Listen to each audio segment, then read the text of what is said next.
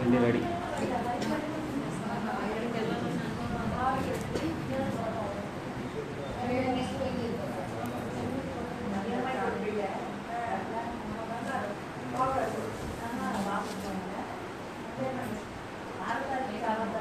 Like చేయండి sir.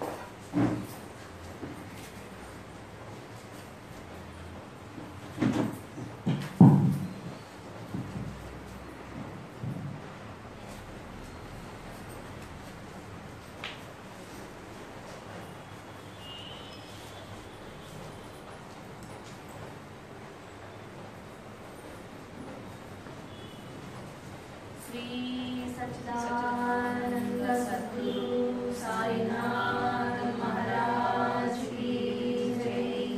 Shri सच्चिदानंद सद्गुरु अलिवेलुमंगम सहितं भरद्वाज महाराज की जय।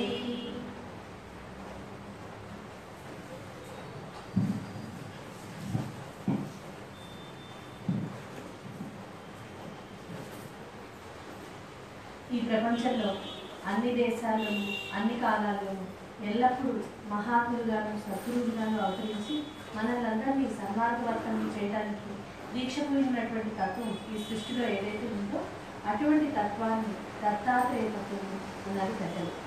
అటువంటి దత్తాత్రేయ స్వామిని మన ఎదురుకుండా ఉన్నటువంటి పీఠం మీదకి మన హృదయాల్లోకి సాధారణంగా ఆహ్వానిద్దాం. అటువంటి దత్తస్వామి యొక్క పరిపూర్ణమైనటువంటి పరిసమాప్తి లేనటువంటి అవతారమే షిరిడి సాయినాథుడు. ఆయన నేటి మన జీవన సమస్యలన్నింటికీ సమాధానంగా అవతరించారు అని పూజ్యశ్రీ మాస్టర్ గారు చెప్పారు. అటువంటి సమర్థ సత్తుడు అయినటువంటి సాయినాథుని మన ఎదురుకుండా ఉన్నటువంటి పీఠం మీదకి మన హృదయాల్లోకి సాదరంగా ఆహ్వానిద్దాం.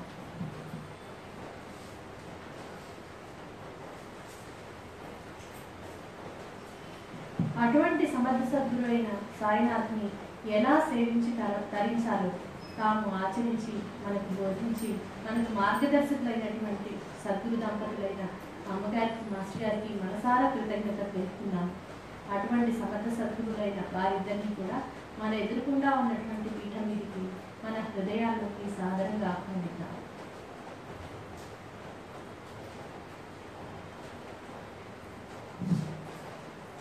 వీళ్ళందరూ కూడా తమకు తమ చిత్రపటానికి భేదం లేదని భక్తులందరికీ ఇవాటికి కూడా ఎన్నో అనుభవాలు ఇస్తూ వస్తున్నారు కనుక ఇప్పుడు మనం చేసుకుంటున్నటువంటి ఈ సత్సంగం వాళ్ళ సమక్షంలో వాళ్ళ ఎదురుకుండా మనం చేసుకుంటున్నాము అనేటటువంటి గుర్తుతో భక్తితో శ్రద్ధతో మనం ఈరోజు ఈ సత్సంగాన్ని జరుపుతున్నాము.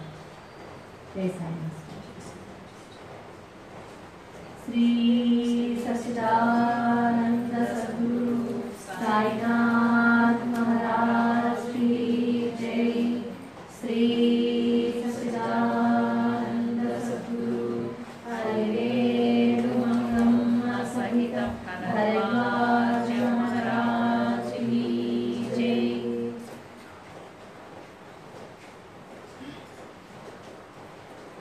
जय साईनाथ।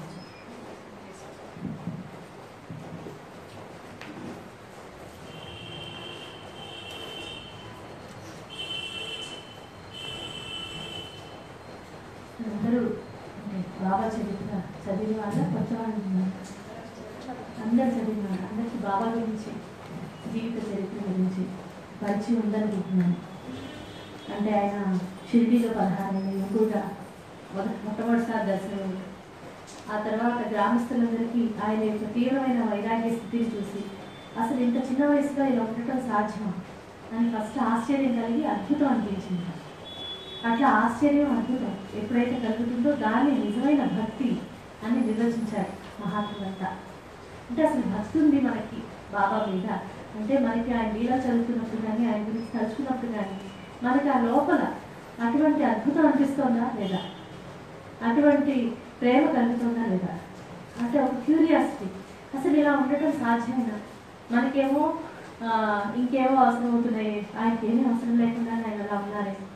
మనం అనుకున్నటువంటి సక్సెస్ఫుల్ లైఫ్ అంటే మనం జీవితంలో చాలా సాధించాలంటే మనకు ఒక లిస్ట్ ఉంటుంది. ఒక ఇల్లు కట్టుకున్నాం, మంచి ఉద్యోగం చేసాం, ఇంత బ్యాంక్ బ్యాలెన్స్ ఉంది, ఈ పిల్లలు ఇబ్బంది ఉన్నారు, కుటుంబ వ్యవస్థ ఎట్లా ఉంది, ఇలా మనకున్న పారామీటర్స్ ఏవి లేకపోయినా సరే ఆయనేమో చాలా హాయిగా ఉంటున్నాను. మనం ఇన్ని ఉన్నా కూడా ఇలా ఉన్నామేంటి, మనకేంటి ఇంకా జీవించడం జాతి కావట్లేదు అని ఆయన దగ్గర నుంచి ఏదైనా నేర్చుకుందామా, ఆయన చెప్పిన దాంట్లో ఏదైనా మనకు ఉపయోగపడేది ఉందా అనే క్యూరియాసిటీ మనకు కలుగుతున్నదా లేదా.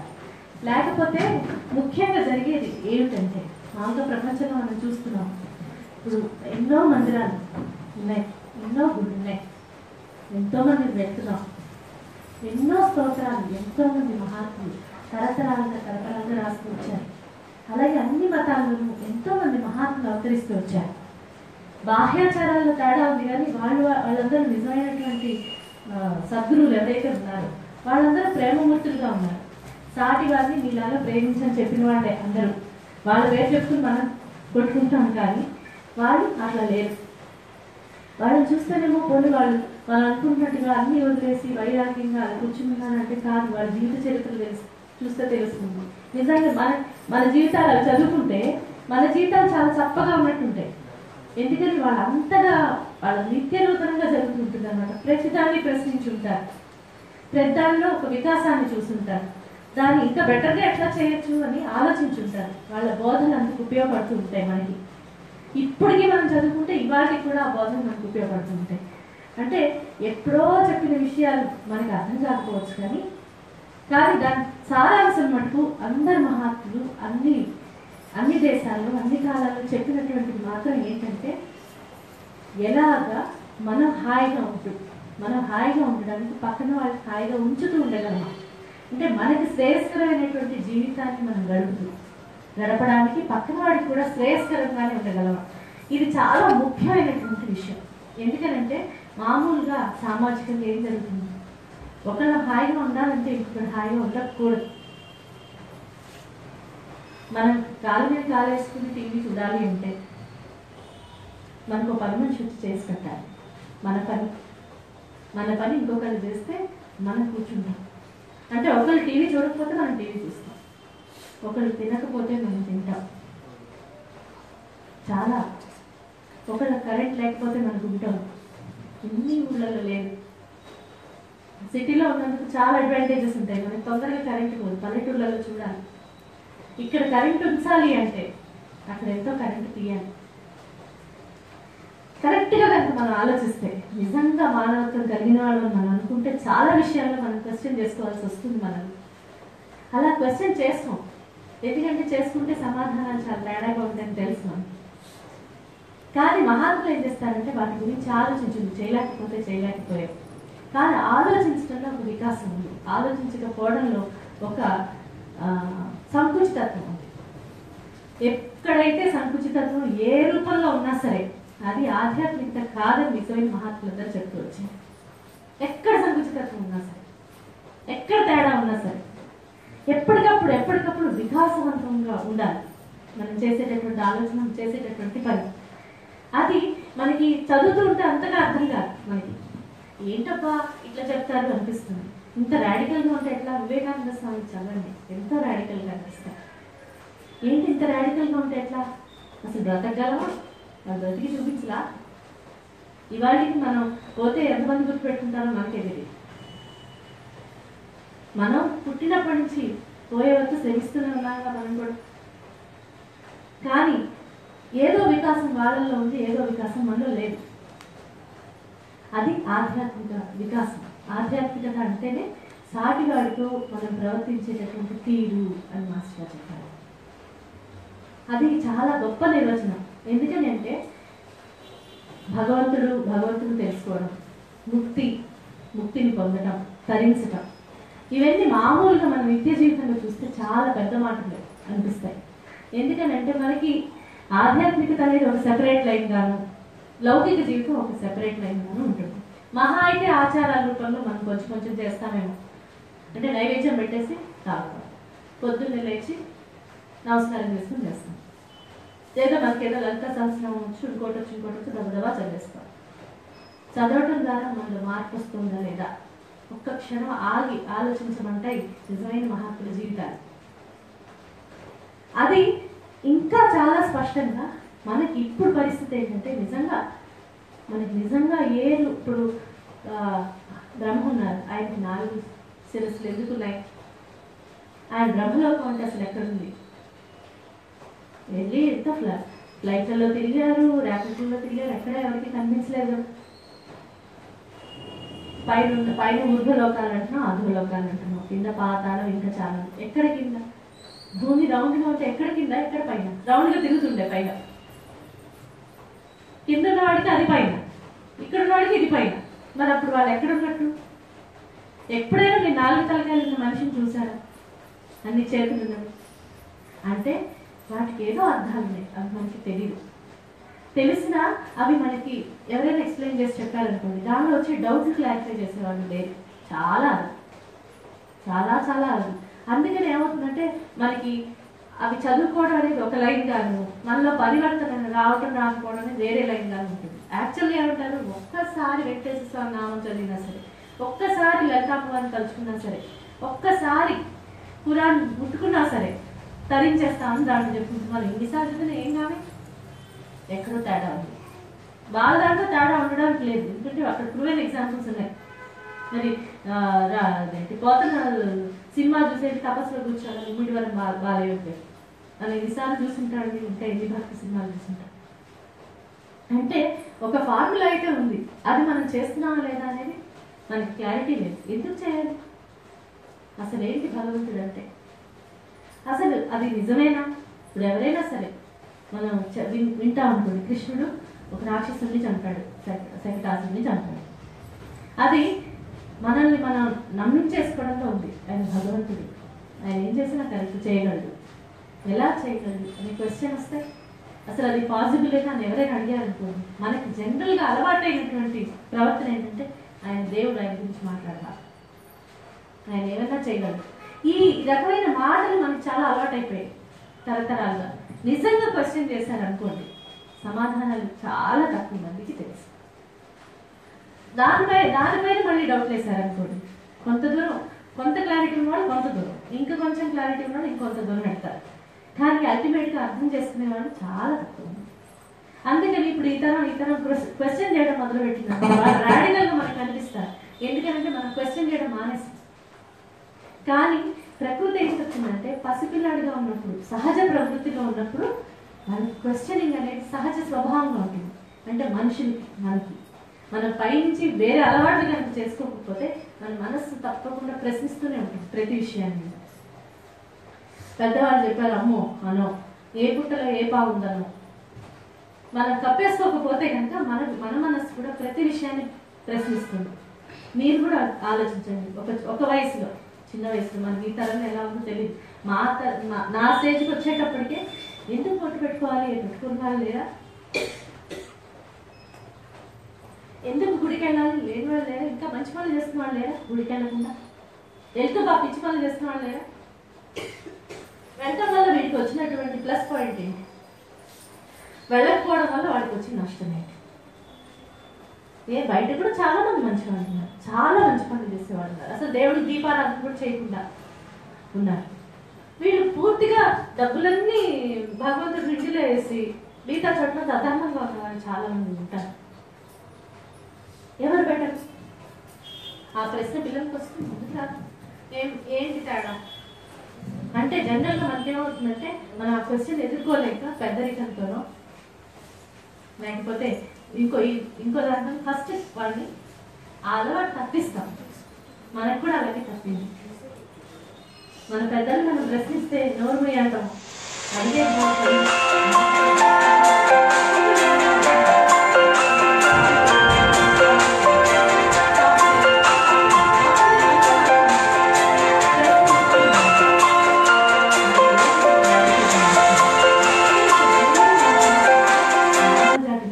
దాదాపు ఎక్కువ.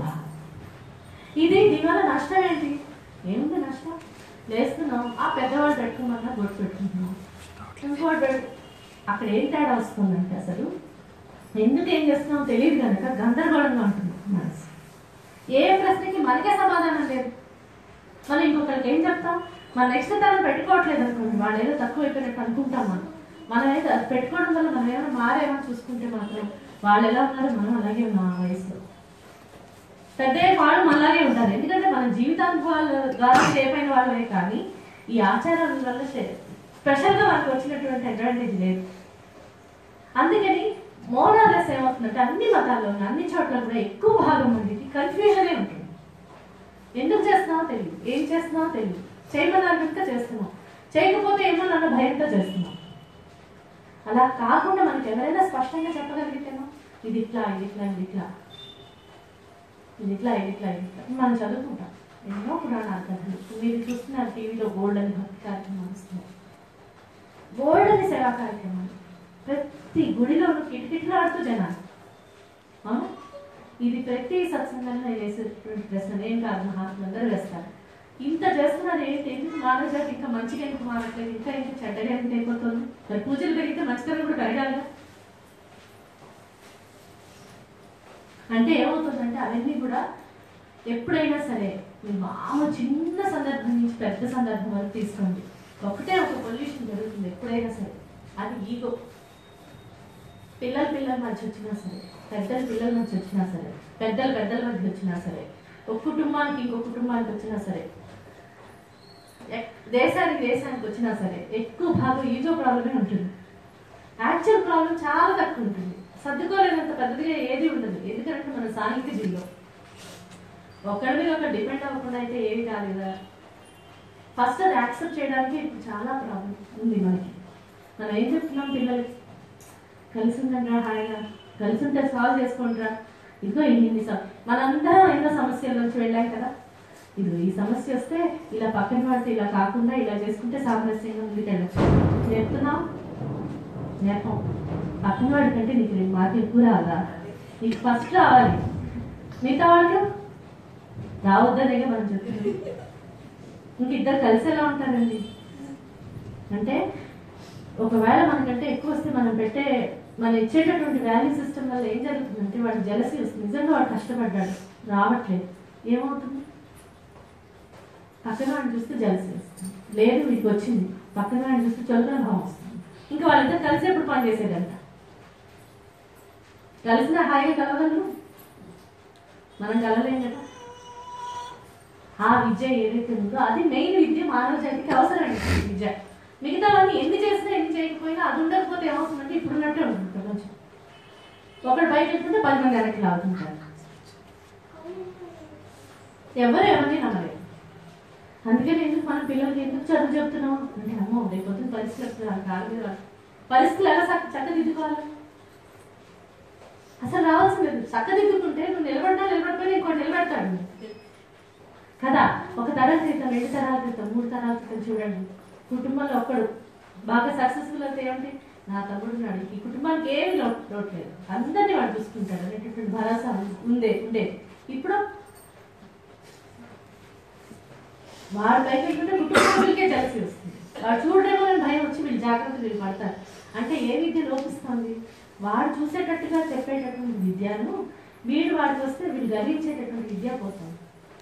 అంటే దానికి ఏంటి ఫస్ట్ కావాల్సింది ఏంటంటే మనం అందరం ఒకరి మీద ఒకరిని డిపెండ్ అయ్యి బ్రతుకుతున్నాం. ఏ ఒక్కరి వల్ల ఏమి కాదు. ఒక్కడే ఉంటే కూడా ఏమీ రాదు. అన్నం పట్టించుకోగలం, ఒక్కడే ఉన్నాం. అపార్ట్మెంట్, ఏసీ అపార్ట్మెంట్లో ఒక్కడే ఉన్నాం. మన అన్నం మనం పండించుకోగలం, తినగలం. ఎంతమంది చేస్తే వస్తుంది ఒక పిడికెడు భోజనం? ఎంతమంది చేస్తే కరెంట్ వస్తుంది? ఎంతమంది పని చేస్తే మనకి ట్యాప్ తిప్పగానే నీళ్ళు వస్తున్నాయి? అందుకని ఇదంతా మనందరం కలిసి ఉండటం వల్ల వస్తున్నటువంటి అడ్వాంటేజెస్. మనం తిరిగి వస్తున్నాం. అది ఆలోచించి బ్రతకమంటాయి ఆధ్యాత్మికత. మొత్తం ఆలోచించి బ్రతకండి, ప్రశ్నించి బ్రతకండి అని చెప్తున్నాను.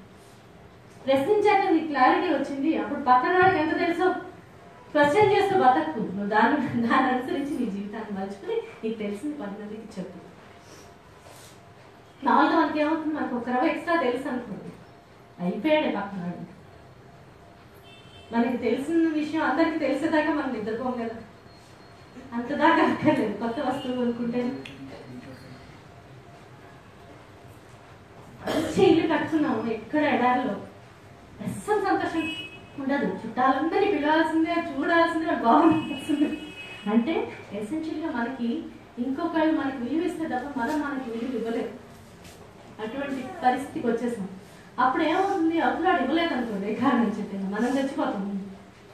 అంటే మన విలువ ఎంత డొల్లగా ఉన్నామో లోపల, మనం ఏం మాట్లాడుతున్నాం, ఏం చేస్తున్నాం,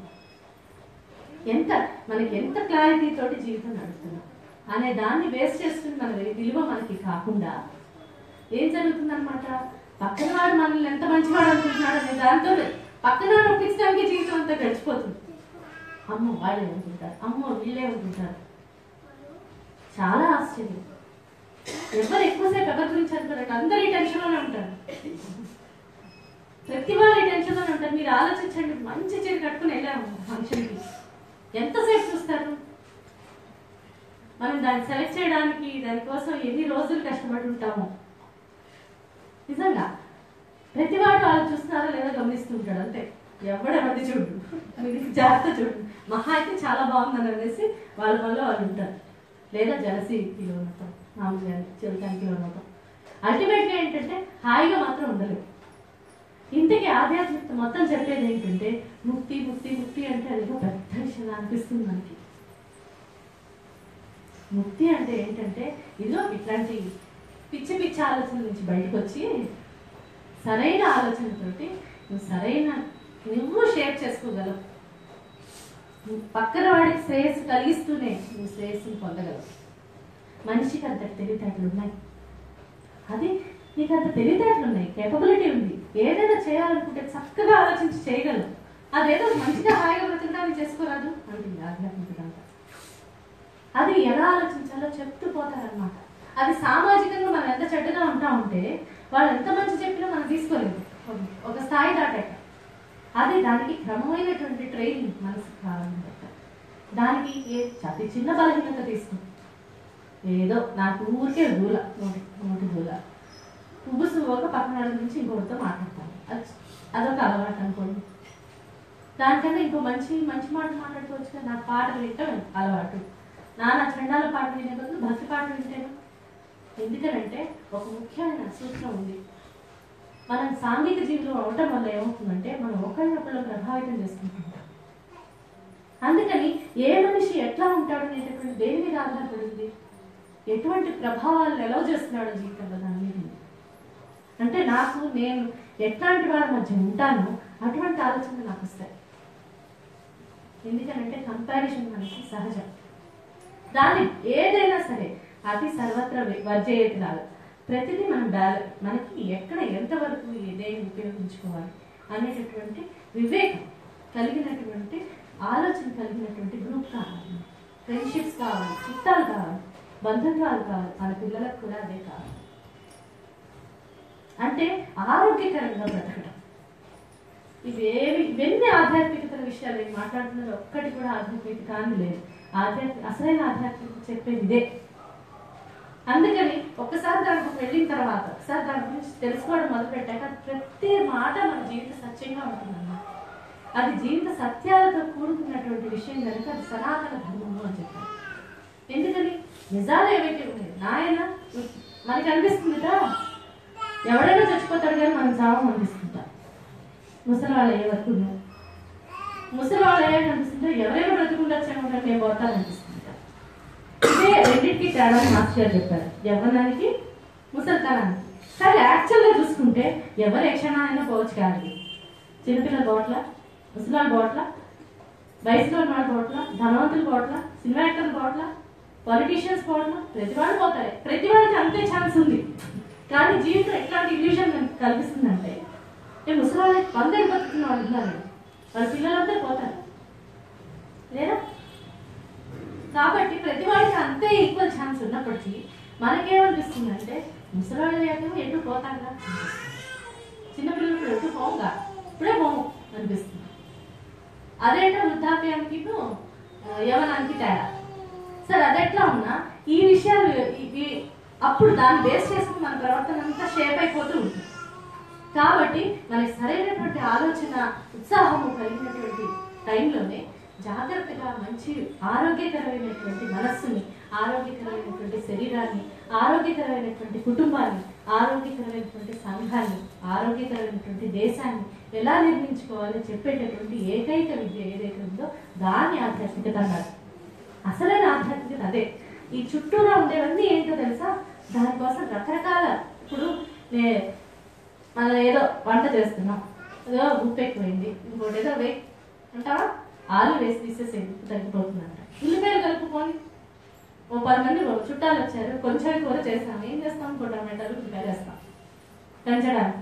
ఇట్లా టిప్స్ తోటి వెట్టకి చక్కటి కూర వాళ్ళు పెట్టు అనేది సూత్రం. నేను పట్టుకుని టొమాటోలు ఉల్లిపాయలు వేయమన్నారు కాబట్టి నేను ఇద్దరే ఉన్నా కూడా వేస్తాను అంటే వేసుకుంటే వేస్తే తప్పే లేదు. కానీ దాని ఉద్దేశం లేదు. అట్లా వీటన్నిటి వెనకాల ఆచారాలు వెనకాల ఏంటంటే నువ్వు ఎట్టాగట్ట మంచి చేయి, నువ్వు మంచిగా ఉంటూ పక్కన వాడితో మంచి చేయి. మంచి చేయడానికి ఇష్టం చేయడానికి తేడా ఈ పిల్లల విషయంలో తెలిసే ఉంటుంది. పిల్లాడి బాగా జరుగు, వాడు ఐస్ క్రీమ్ అడిగాడు, వాడికి ఇష్టం ఏంటి ఐస్ క్రీమ్, మంచి ఏంటి ఇవ్వకపోవడం. అది ప్రతి సిచ్యువేషన్లో మనకు ఉంటుంది, మన వయసుతో సంబంధం లేకుండానే ప్రతి క్షణం మనకు ఆ చాయిస్ ఉంటుంది. మీరు జాగ్రత్తగా ఆలోచించండి. ఇవాళ ఇక్కడ సత్సంగానికి రావడానికి, ఇంకొక సినిమా చూడడానికి, ఇంకో టీవీ సీరియల్ చూడడానికి, ఇంకో పుస్తకం చదువుకోవడానికి, లేకపోతే ఫ్రెండ్స్ తోటి గాసిప్ చేయడానికి, ఈ చాయిస్లు ప్రతి వాడికి ప్రతి క్షణము ఉన్నాయి. వాటిలో ఏది సెలెక్ట్ చేసుకుంటాము అనే దాన్ని బట్టి మనకు ఉండేటటువంటి ప్రభావం ఉంటుంది. కాబట్టి ముఖ్యంగా చెప్పేది ఏంటంటే, ఆధ్యాత్మిక చెప్పేది ఏంటంటే, జాగ్రత్త, మీరు మీ ప్రభావాల యొక్క ఫలితం. కాబట్టి ప్రభావాలు జాగ్రత్తగా ఉండేటట్టు చూసుకోండి. ఎవరైతే అట్లా శ్రేయస్కరంగా ఉంటూ శ్రేయస్కరంగా బ్రతికి చూపించారో ఆ ప్రభావం మీ మీద ఉంటే ఏం చేస్తారంటే, మీ పిల్లల గురించి మీరు ఇన్సెక్యూర్ ఫీల్ అవ్వకండి, మీ నుంచి వాళ్ళు ఇన్సెక్యూర్ ఫీల్ అవ్వకండి. ప్రతి సిచ్యువేషన్లో మనకి వయసు పెరుగుతూ అనుభవం పెరుగుతున్న కొద్దీ మన అవసరం వాళ్ళకి ఎక్కువ పెరుగుతుంది. ఎందుకంటే మన వివేకం అంతగా పెరుగుతుంది కనుక. మనం చూసి మాట్లాడుతున్నాం, వాళ్ళు చూడకుండా మాట్లాడతారు. రెండింటికి చాలా ఉంటాం. ఇద్దరు వివేకవంతులుగా అయితే సరే, ఆ వివేకం సంగతి మనకి తెలుసు. మన అలవాట్లు, మనకున్నటువంటి వీటిని చూస్తే మనకి ఎంత వివేకం ఉందో మన నిత్య జీవితం తెలుపుతూనే ఉంటుంది. చిన్నపిల్లలు తీసుకుని ఎట్లాంటి సీరియల్స్ అయినా ఎట్లాంటి సినిమాలైనా తీసుకెళ్తాము పిల్లలు. మళ్ళీ మనం ఎక్స్పెక్ట్ చేస్తామని వాళ్ళు చాలా బాగుండాలి, మంచి సత్ప్రవర్తన కలిగి ఉండాలి. సహజంగా ప్రకృతి సిద్ధంగా వస్తున్నటువంటి మార్పులు, ఆ మార్పులకి ముందరే అసలు వాళ్ళు డీల్ చేయడం చాలా కష్టం. లోపలే టీనేజ్కి వస్తున్న పిల్లలు ఉన్నారనుకో, వాళ్ళకి ఎంత జాగ్రత్తగా ఉండాలని మనం అనుకుంటామో అంత జాగ్రత్తగా ఉండేటటువంటి ప్రభావాలు ఉండేటట్టు మనం చూడాలి కదా. ప్రభావాలేమో ఇష్టం వచ్చినట్టుండి వాళ్ళు మాత్రం సరిగ్గా ఉండాలంటే అది నిజంగా అదేదో పిచ్చోడి చేతిలో రాయాలి, తగిలితే తగ్గుతుందో లేకపోతే. అంటే మనం కోరుకుంటున్న దాంట్లోనే మనకి సిన్సియారిటీ ఉండదు, మనం చేస్తున్న పనులు మనకి సిన్సియారిటీ ఉండదు. ఎందుకని మనం ఎంత ప్రైవేట్ లైఫ్ గడుపుతాం, మన గురించి ఇంకొకరి తెలియాలంటే కొన్ని విషయాలు మనకు నచ్చదు కదా. అట్లాంటి సినిమాకి వెళ్తాను అంటే మనం పని కట్టుకుని వేరే వాడి స్టోరీ చూడటానికి వెళ్తున్నాం, అదొక పాయింట్. యాక్చువల్గా చూస్తే దాంట్లో చూపించే విషయాలే మన సత్ప్రవర్తనకి తీసుకెళ్ళగా మన ఇన్ఫ్లుయెన్స్ ఎంత అవుతాం. మీరు చూడండి, మంచి భక్తి సినిమా చూడండి, మామూలు సినిమా చూడండి, పిచ్చి సినిమా చూడండి, తేడా ఉంటుందో లేదు మనసుని గమనించండి. మనకి ఇంత వయసు వచ్చి ఇంత పెద్దవాళ్ళకి ఇంత పిల్లల పరిస్థితితో క్యూరియాసిటీతో చచ్చిపోతుంటారు వాళ్ళు. అంటే అదేంటి ప్రతి బయట అంతా చాలా కలర్ఫుల్గా కనపడుతూ ఉంటుంది, అన్నీ తెలుసుకోవాలని ఉంటుంది వాళ్ళకి ఒక్కసారి ఎట్లాంటి ప్రభావాలు ఇస్తున్నాం. అందుకని మన సిన్సియారిటీని మనం ప్రశ్నించుకోవాల్సి వస్తుంది. అక్కడ ఆధ్యాత్మిక అవసరం పడుతుంది. దీనికంటే బెటర్ ఆలోచన ఏంటి? ఏమన్నా మనం మార్చొచ్చా? మన ఇంట్లో మనం మార్చుకోవచ్చా? కొన్ని ప్రభావాలకు లోనవుతున్నారు, వాళ్ళకి ఏం చెప్పాలి? మనం ఎట్లా ఉండాలి? వాళ్ళకి ఎగ్జాంపుల్స్గా ఉండాలంటే అల్టిమేట్గా వాళ్ళు తిరిగి వచ్చేది ఏ సమస్య వచ్చినా కుటుంబమే కదా. వాళ్ళు ఎవరికైనా అదే బేస్గా ఉంచుతున్నామా లేదా? ఫ్రెండ్స్ బేస్ అవుతున్నారా? అది కూడా గమనించుకోవాలి. ఏదైనా సమస్య వస్తే మన దగ్గరికి వచ్చేటట్టుగా మనం ఉన్నామా, లేకపోతే మనకేం తెలియట్లేదు, అమ్మా నాన్నలు ఎటు అర్థం చేసుకున్నాం, ఫ్రెండ్స్తో షేర్ చేసుకున్నాం అనుకుంటున్నాం, వాడికి ఏం తెలియదు వీడికి ఏం తెలియదు, ఏం చేస్తారు? చూస్తున్నారు ప్రపంచం. వీటన్నిటికీ సమాధానం ఏంటి అంటే, ఎట్లా సరిగ్గా ఆలోచించాలి, ఏ విషయమైనా ఎందుకు ఎలా చేయాలి, ఎందుకు చేయాలి, ఏదైనా చిన్న విషయం నుంచి పెద్ద విషయం కాదు. ఎందుకంటే ఆ క్లారిటీ లేకపోతే ఏంటంటే పిచ్చి ఆహార అలవాట్లు వచ్చేస్తున్నాయి, మనకి పిచ్చి కాలక్షేపాలు వచ్చేస్తుంది, పిచ్చి సమాజం వచ్చేస్తుంది. ఇవాళ రోజు దేనికి ఎవరి మీద నమ్మకం లేదు, ఏ ఇద్దరు హాయిగా కలిసి ఉండలేదు. ఒక వయసు వచ్చాక పిల్లలకు కూడా అలాగే అనిపిస్తుంది. ఇంటూ పేరెంట్స్కి ఏం కావాలి, వాళ్ళకి మనం బాగా వెళ్ళిపోయి వాళ్ళు డబ్బులు పంపించేస్తే మంచి కారు కాసేపు చూపించుకుంటారు, అట్లా ఉండలేదు. ఇప్పుడు అలా అవుతుంది. వీళ్ళు అక్కడ ఉండలేరు, వాళ్ళు వచ్చి ఇక్కడ ఉండలేరు. ఎవరికి ఎవరు ఆపుతుంది? అల్టిమేట్గా లోనర్స్ అయ్యేది మనమే, పెద్దవాళ్ళు అయ్యే కొద్ది. ఎవరైనా సరే వాళ్ళు లోనర్సే, వాళ్ళకి కుటుంబం లేదు. ఏదైనా కష్టం వస్తే పక్కన ఫ్రెండ్ దగ్గరికి వెళ్ళాల్సిందే. ఇక్కడి నుంచి అమెరికాకి వెళ్ళగలం, మహా అయితే ఓదార్పు చెప్పగలమేమో. ఎందుకు అమ్మ నాన్నలు చెప్పి బాధ పెట్టడం, ముందు సగం అక్కడే ఫిల్టర్ అయిపోతుంది. అంటే ఒకరికొకరు అండగా ఉండేటటువంటి విధానం కూడా పోగొట్టుకుంటున్నాం. దానికి కావాల్సిన బ్యాక్గ్రౌండ్ కూడా ఇవ్వడం లేదు. దానివల్ల ఏమవుతుందంటే ఎవరికి వాడు ఒంటరి, ఎవరికి ఎవరిని నమ్మకం లేదు, అందరికీ ఇన్సెక్యూరిటీ. రేపు పొద్దున ఏమవుతుందనే భయం, ఆందోళనతో ఎటు పరిగెడుతున్నాం మనకు తెలియదు. నిజంగా ఎటు పరిగెడుతున్నాం మనకు తెలియదు. మనందరికీ తెలియదు. ఇప్పుడు ఇక్కడ ఉన్న వాళ్ళందరిలో ఇంజనీర్లు, బిఎస్సీలు ఏవేవో చదివిన వాళ్ళు ఉన్నారు కదా. ఉన్న వాళ్ళందరూ వాళ్ళు చదువుకుంటే అయ్యారా? అదే అంటే నేను ఫిజిక్స్లో చదువుకుంటే నేను ఫిజిక్స్ లెక్చరర్ అవ్వటం, లేకపోతే ఫిజిక్స్ సంబంధించి ఎంతో మంది 100కి దాదాపు 70 మంది సాఫ్ట్వేర్కి వెళ్తున్నారు. వాళ్ళు 21 సంవత్సరాలు చదువుకున్న దానికి పెద్దగా సంబంధం లేదు. ఇంగ్లీష్ లాంగ్వేజ్ ఒక్కటి వస్తే చాలు అనేటటువంటి ఒక ఉద్యోగంలో చేయాలి. దానికి ఇన్ని రోజులు కష్టపడుతుంది ఏంటండి? విలువైన సమయం.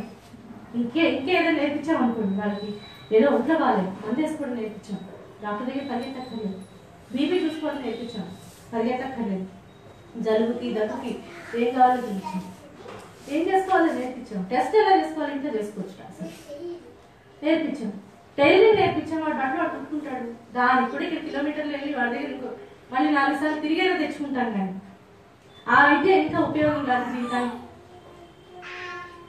ఇవన్నీ వివేకంతో ఉంటే మాత్రం ఆలోచించగలరు, లేకపోతే అమ్మో అనిపిస్తుంది, అమ్మో అనిపిస్తుంది.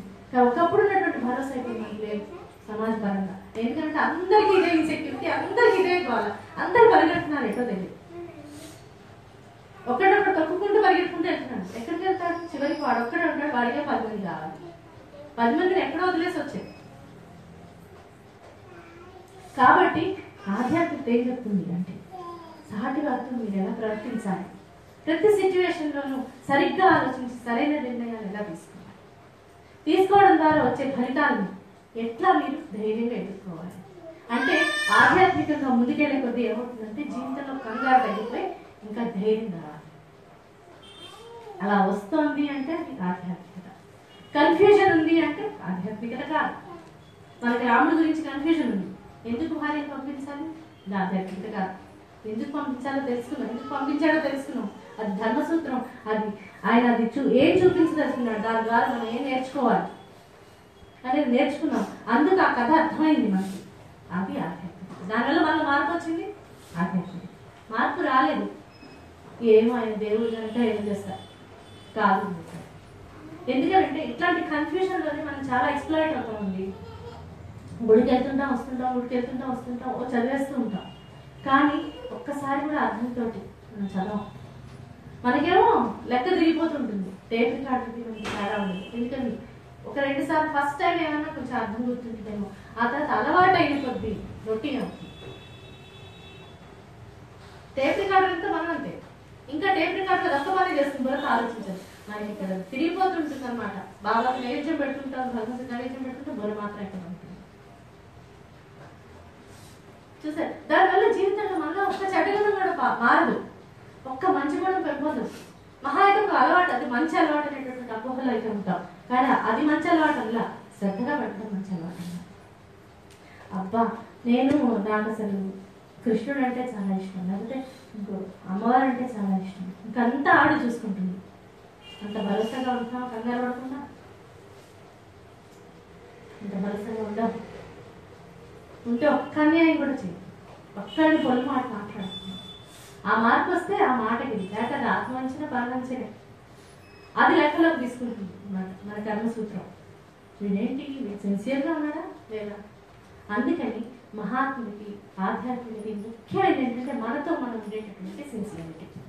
మన ఒక తప్పుడు భావం వచ్చింది, లేకపోతే ఒక అహంకారం వచ్చింది, ఒక ద్వేషం వచ్చింది, లేకపోతే ఒక అసూయ వచ్చింది.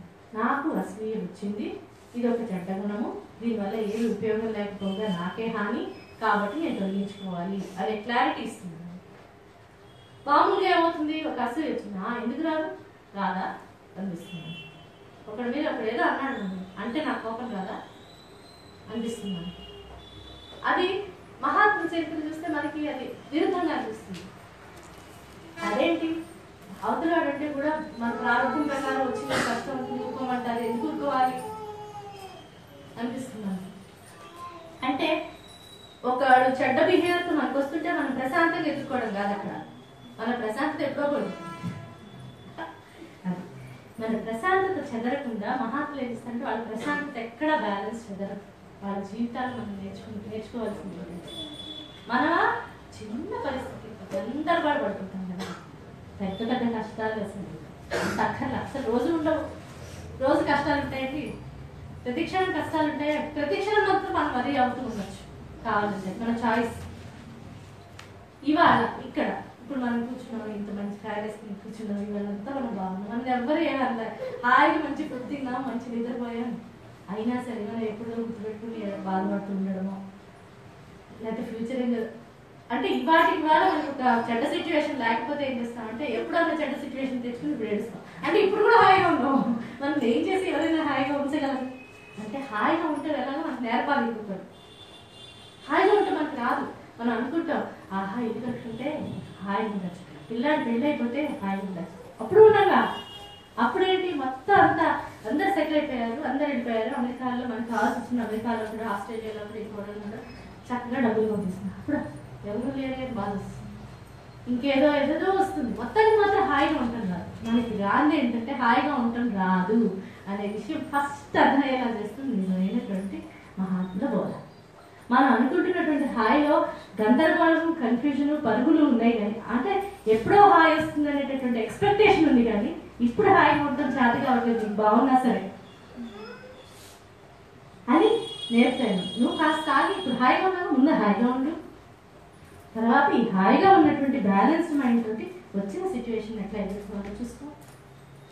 నీకు వచ్చిన భావాన్ని జాగ్రత్తగా ఆలోచించుకో. ఎందుకంటే నువ్వు హాయిగా ఉంటాను ఏవి డిస్టర్బ్ చేస్తున్నాయి చూడు.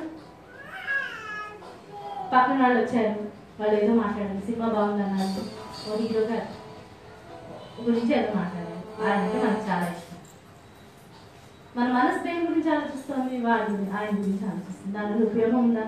ఇంకా బెటర్ ఆలోచించలేమో, ఆలోచించమంటుంది మనసు. అలా ఆలోచించమంటాయి. ఇంకా వివేకమైపోయింది, ఆలోచనలు బోల్డ్ ఉన్నాయి. వాడికి నీకు ఉన్న అసలు పరిచయం లేదు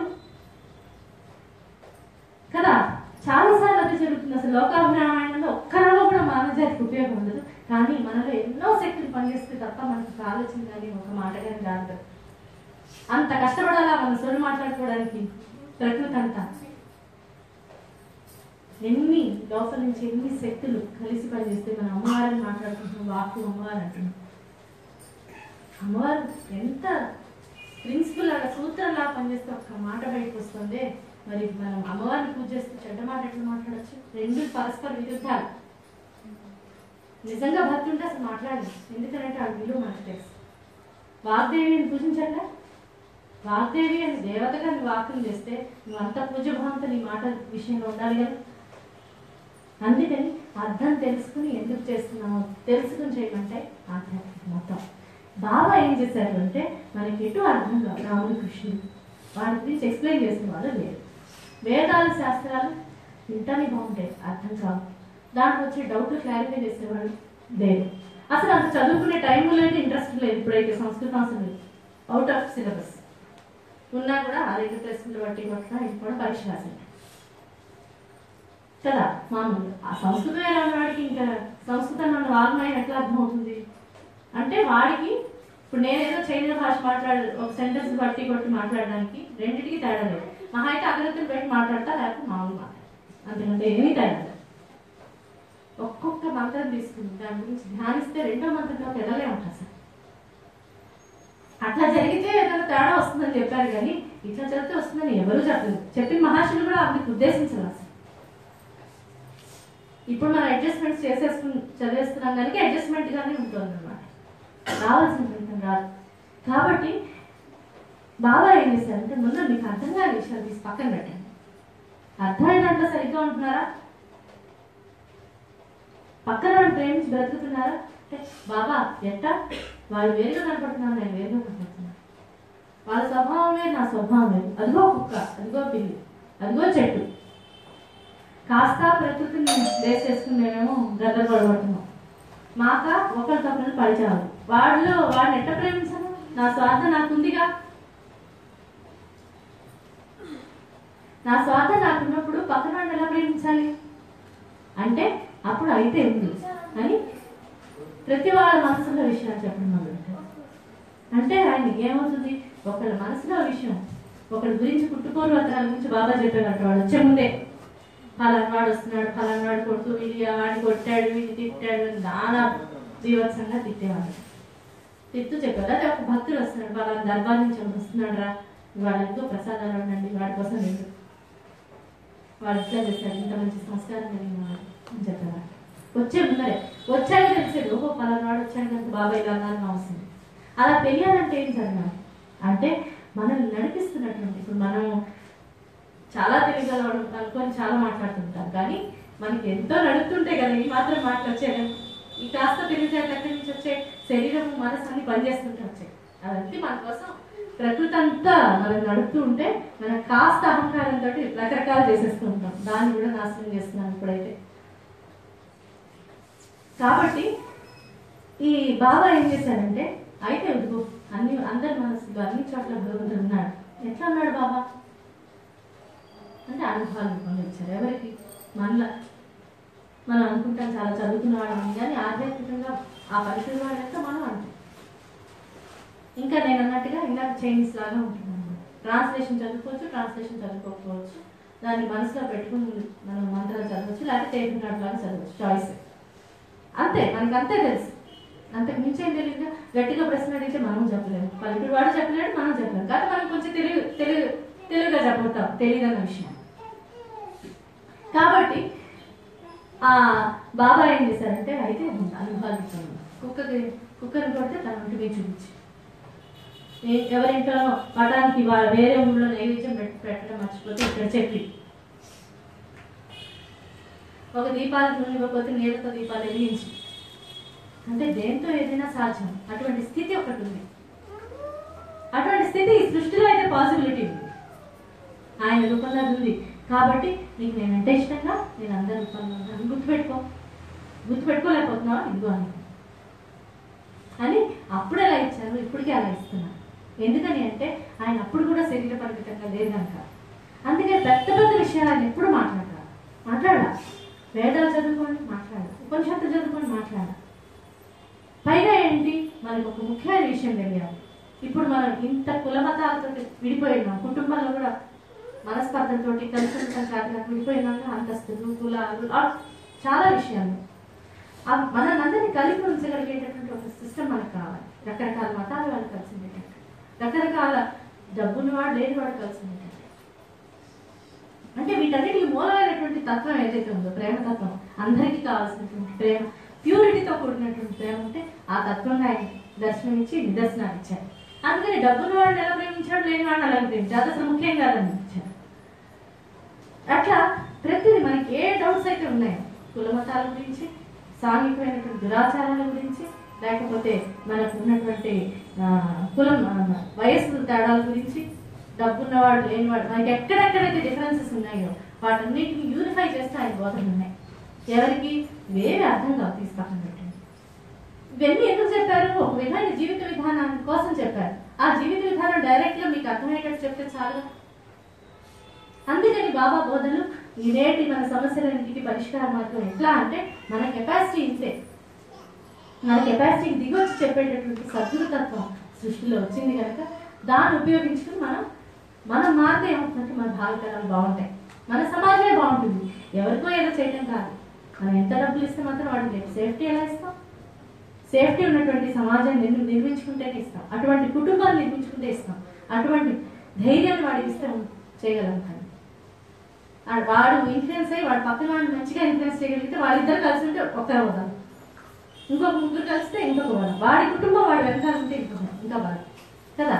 అట్లీస్ట్ ఆ కెపాసిటీ అట్లా నిలుపుకోగలిగినటువంటి క్లారిటీ మనకంటే బాగా ఆలోచించేవాడు మనం అడగం, అట్లా బాగా ఆలోచించడం నేర్పించాం అనేటటువంటిది ముఖ్యమైన సాంఘికమైనటువంటి అలవాటుగా చేసేది ఆధ్యాత్మికత. బాబా బోధనలు అందుకు ఉపయోగపడతాయి.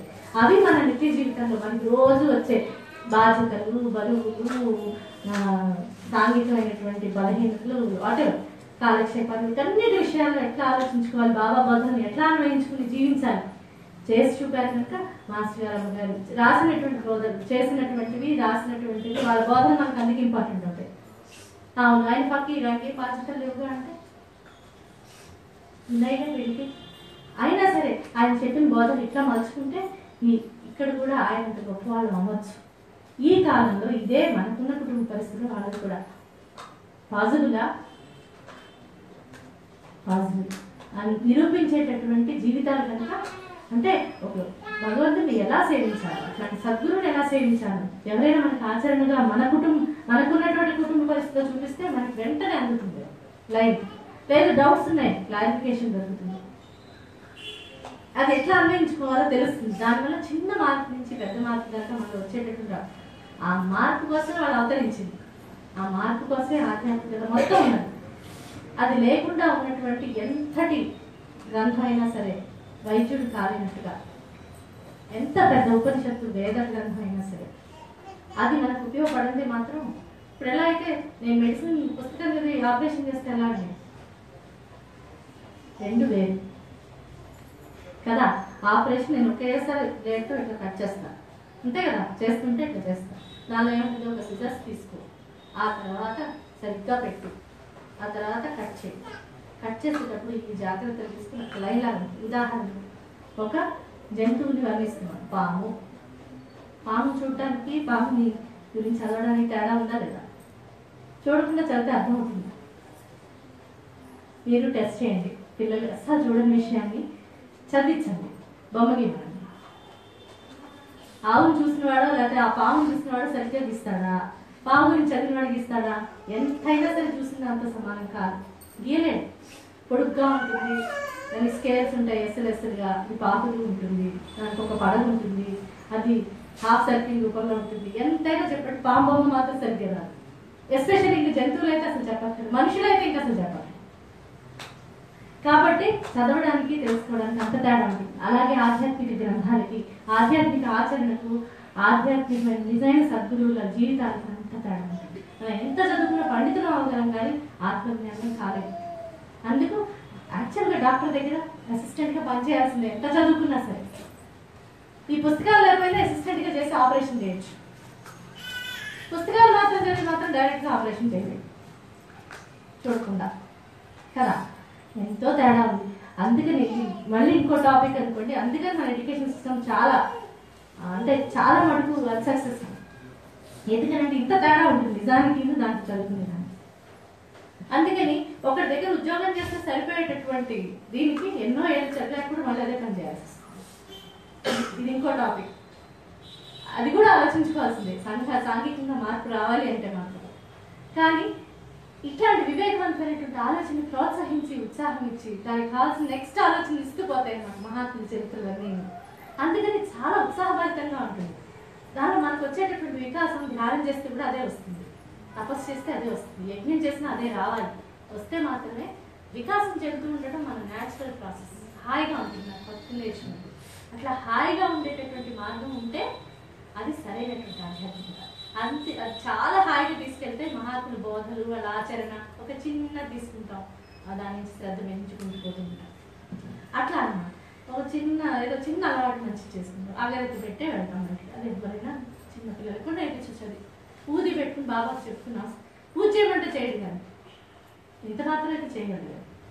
ఇంకా అంత మాత్రం కూడా చేయకపోతే మాత్రం నేను కొంచెం పేరెంటింగ్ క్వశ్చన్ చేస్తాను. ఆ విషయం ఎందుకు చేయాలో చెప్తే మాత్రం తప్పకుండా చేస్తారు. ఎవరైనా మీరైనంత నేనైనంత. గుడ్డిగా చేయమంటే పెద్దవాళ్ళనే చేస్తాం, పిల్లలు చేయరు, అది సహజం, మన అసహజం. కాబట్టి నిజమైన సహజత్వాన్ని, నిజమైన దాన్ని తీసుకెళ్ళేటటువంటి మార్గాలుగా బాబా బోధలు, మాస్టర్ గారి ఆచరణ ఉంది కనుక బోధలు, రచనలు. అందుకని మాస్టర్ గ్రంథాల బాబా చరిత్ర, మన సచరిత్ర చదవడానికి దీనికి తేడా ఏంటుంటుంది అంటే ఈ బ్రిడ్జ్ ఉంటుంది, ఎక్స్ప్లెనేషన్. ఎందుకని వాళ్ళు ఆచరిస్తూ వాళ్ళు వచ్చిన డౌట్లను క్లారిఫై చేస్తూ వచ్చారు. కాబట్టి మీరు సచరిత్ర బాగా అర్థం అవ్వాలంటే కూడా లీలామృతం ఒకసారి చదవాల్సింది. లేకపోతే ఏంటి, ఒక అద్భుతమైనటువంటి ఒక రామాయణం చదివితే ఎలా ఉంటుంది, కొంత అర్థమవుతుంది, కొంత అర్థం కాదు. ఎందుకు బాబా మాట అన్నారు, దానివల్ల మనం ఏం నేర్చుకోవాలి అర్థం కాదు. అది ఎవరైనా చెప్పగలిగితే అవును కదా అనిపిస్తుంది. ఆ తేడా ఉంటుంది. కాబట్టి సచరిత్ర చదువుతున్న వాళ్ళు ఎవరైనా సరే ఒకసారి లీలామృతం ఒక రౌండ్ రీడింగ్ ఇచ్చి అప్పుడు ఈసారి సచరిత్ర చదవండి.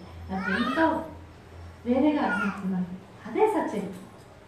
అట్లా ఎప్పుడు ప్రతి పారాయణకి మళ్ళీ మార్పు వస్తుంటే చేయడం వల్ల ఉపయోగం, లేకపోతే పారాయణ కాదు చదవడం అంటారు. అది ఏంటో చదవడం కూడా కాదు, అది ఏంటో ఒక కార్యక్రమం. నువ్వు టేప్ రికార్డులాగా స్తోత్రాలు చదవం అంతే, మనం అదంతే. దానివల్ల మనకి ఏం ఉపయోగం ఉండదు. ఇంకా టైం వేస్తుంది నేను మాట్లాడతాను. దానివల్ల ఉపయోగం లేకపోతే ఏంటండి, ఇంకా అహంకారం వేస్తుంది. నేను భక్తురాలు, నేను రోజు లలిత చేస్తాను, లేకపోతే నేను రోజు పారాయణ చేస్తాను. దానివల్ల ఏమైందమ్మా, నేను చేయకుండా బాగున్నాను కానీ నువ్వు బాగాలేవు అని చెప్పాలి. అప్పుడు నువ్వు ఇలా బాగాలేవు అంటారు, ఇద్దరు కొట్టుకుంటారు సరే. అలాగా కాబట్టి దేనికైనా సరే ఆ క్లారిటీ తెచ్చి ధైర్యాన్ని ఇచ్చేటటువంటి మార్గం బాబా మార్గం, మాస్టర్ గారి మార్గం.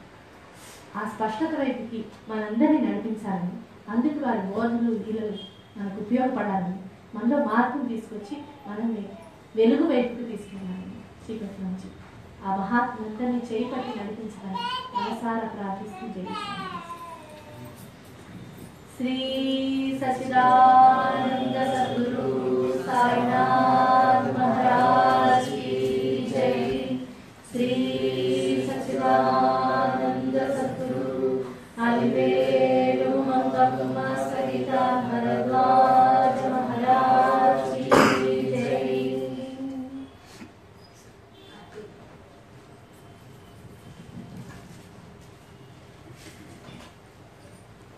బాబా మాస్టర్ గారు, అమ్మగారు, దత్తస్వామి వీళ్ళందరూ కూడా మీరు లీలలు చదివే ఉంటే తమకి తమ చిత్రపటాలకి భేదం లేదని వాళ్ళని నిరూపిస్తూనే వస్తున్నారు. అంటే మన ఫోటో దగ్గరికి వెళ్ళి మాకు ఈ కష్టం వచ్చింది, ఈ కోరిక వచ్చింది, ఈ కోరిక ఉంది, తీర్చండి అంటే తీర్చిన వాళ్ళు చాలామంది ఏంటంటే ఇవాళ మనం ఇక్కడ కూర్చున్నాం అట్లాంటిది ఏదో మనల్ని లాగింది, లేకపోతే ఆ బోధలో ఏదో నచ్చింది, లేకపోతే అట్లాంటి అనుభవం ఉంది, లేకపోతే మనకి కన్ఫ్యూజన్ అయినా కావచ్చు, ఈ పుట్టలో ఈ పాము అది కూడా కావచ్చు. వీటిలో అది పోవాలంటే కూడా వాళ్ళ వీళ్ళలో బోధలే సరైన. కాబట్టి వాళ్ళు నిత్య సత్యులుగా పటాల రూపంలో ఉన్నారు కనుక ఇప్పుడు మనం నమ్మినా నమ్మకపోయినా, తెలిసినా తెలియకపోయినా ఇప్పుడు ఇక్కడ ఉన్న ప్రతి వస్తువులోనూ ప్రతి వాళ్ళలోనూ వాళ్ళే ఉన్నారు. కాబట్టి ఆ గుర్తుతోటి మనం భజన చేసుకుంటే చాలా బాగుంటుంది. అంటే మనం భజన చేస్తున్నది దేనికి అంటే అంతటా ఉన్నటువంటి ఏ శక్తి చేత అయితే ఇన్ని రూపాలు అయితే వచ్చినాయో, ఏ తెలివితేటలు అయితే మనం తెలుగుగా నడిపిస్తున్నాయో అటువంటి బేసిస్ అంతా వాళ్ళు ఆ రూపాలే ఉన్నారు. కనుకనే ఫోటో దగ్గరికి వెళ్ళి మన ఫోటో దగ్గరికి వెళ్ళి కోరిక కోరితే మనకి ఎవరికేం తీరదు కదా. వాళ్ళ ఫోటో దగ్గరికి వెళ్తే వాళ్ళ గుడికి వెళ్తే తీరుతుంది. ఏంటి తేడా? రెండో ఒకటే కదా, పేపర్ ప్రింట్. కానీ ఏదో తేడా ఉంది. ఆ తేడా ఏదైతే ఉన్నదో ఆ తేడా ఇక్కడ కూడా ఉన్నారు.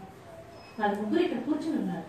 ఇక్కడే కాదు, అన్ని రూపాల్లో ఉన్నారు. మనం గుర్తుండడం కోసం పెట్టుకున్నాం. కాబట్టి ఫోటో ఉంటే మనలో రావాల్సిన మార్పు ఏంటంటే ఆ రూపంలో వాళ్ళు ఉన్నారు కనుక మనం ఎలా బిహేవ్ చేయాలి, ఈ మార్పు ఉంటే అది ఉపయోగం.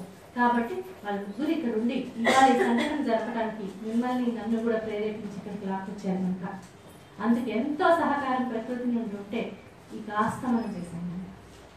కృతజ్ఞత నుంచి ఇవాళ మనం భజన చేస్తున్నాం. జై సాయి.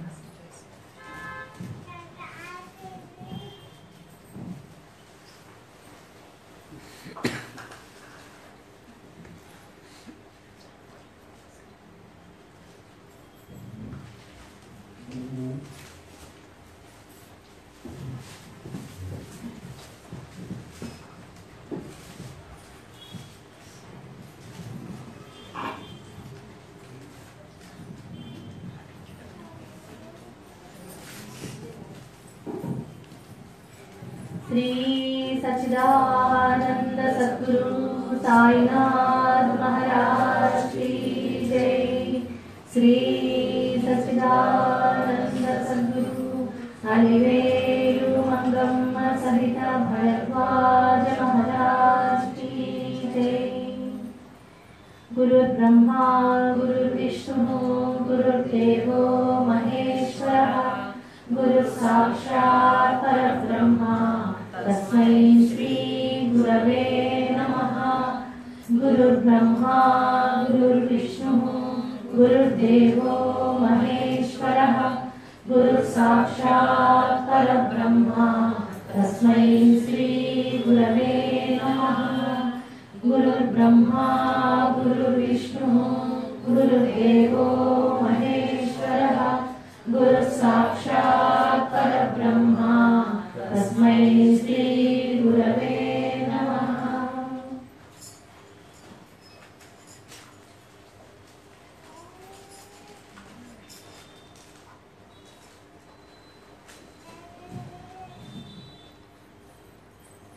श्री गणनाथा गजानना श्री गणनाथा गजानना श्री गणनाथा गजानना श्री गण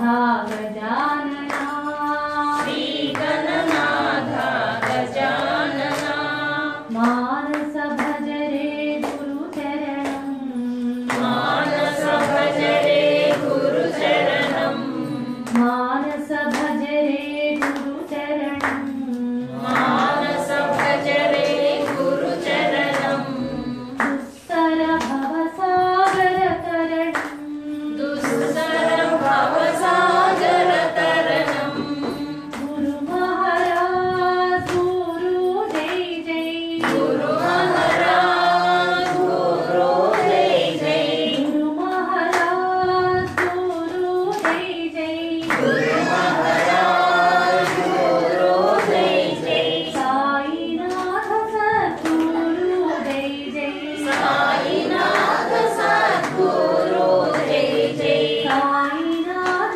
सद्गुरु जय जय साईनाथ सद्गुरु जय जय मानस भज रे गुरु चरणं मानस भज रे गुरु चरणं मानस भज रे गुरु चरणं मानस भज रे गुरु चरणं दुस्तर भवसागर तरणं दुस्तर भवसागर तरणं दुस्तर भवसागर तरणं दुस्तर भवसागर तरणं गुरु महाराज गुरु जय जय गुरु महाराज गुरु जय जय गुरु महाराज गुरु जय जय गुरु महाराज गुरु जय जय भरद्वाज सद्गुरु जय जय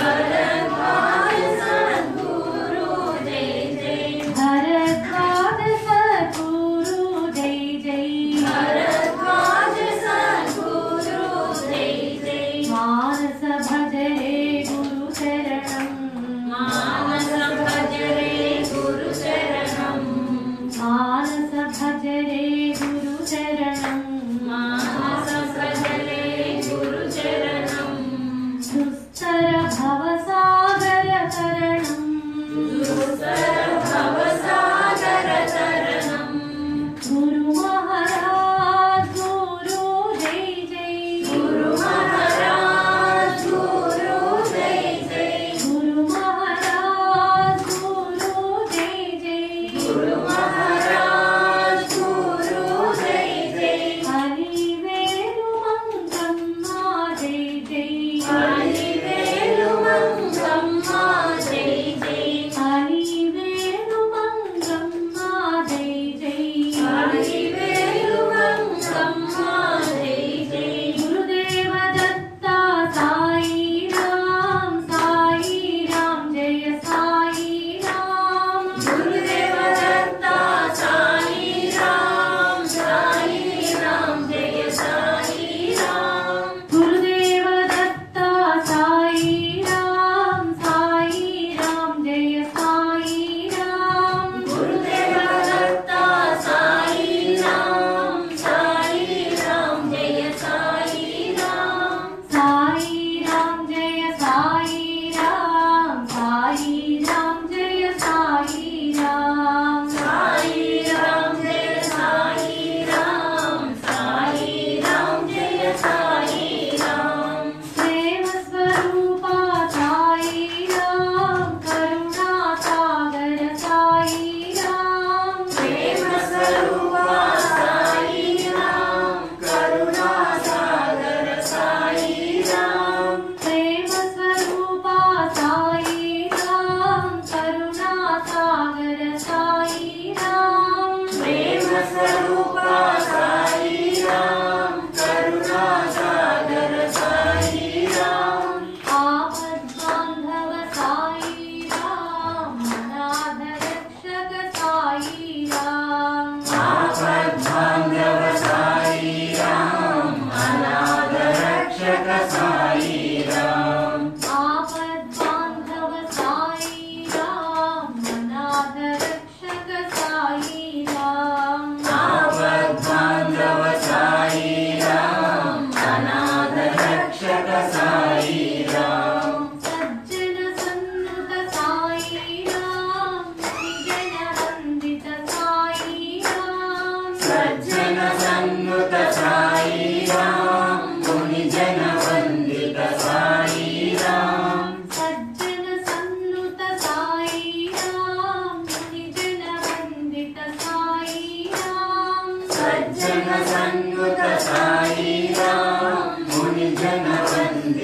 साई राम साधु स्वरूपा साई राम सकल देवता साई राम साधु स्वरूपा साई राम सकल देवता साई राम साधु स्वरूपा साई राम सकल देवता साई राम साधु स्वरूपा साई राम सकल देवता साई राम योग स्वरूपा साई राम ज्ञान प्रदाता साई राम योग स्वरूपा साई राम ज्ञान प्रदाता साई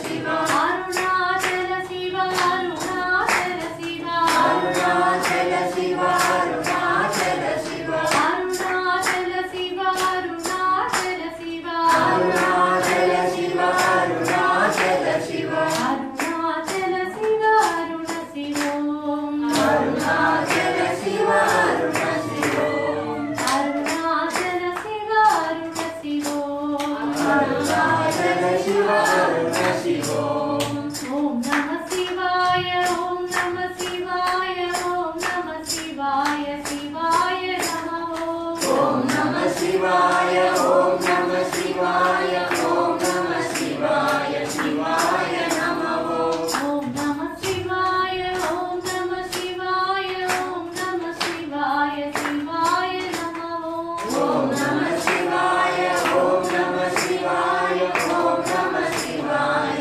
शिवाय नमः ओम नमः शिवाय ओम नमः शिवाय ओम नमः शिवाय शिवाय नमः ओम नमः शिवाय ओम नमः शिवाय ओम नमः शिवाय शिवाय नमः ओम नमः शिवाय ओम नमः शिवाय ओम नमः शिवाय शिवाय नमः ओम नमः शिवाय ओम नमः शिवाय ओम नमः शिवाय शिवाय नमः ओम नमः शिवाय ओम नमः शिवाय ओम नमः शिवाय ओम नमः शिवाय ओम नमः शिवाय ओम नमः शिवाय ओम नमः शिवाय ओम नमः शिवाय ओम नमः शिवाय ओम नमः शिवाय ओम नमः शिवाय ओम नमः शिवाय ओम नमः शिवाय ओम नमः शिवाय ओम नमः शिवाय ओम नमः शिवाय ओम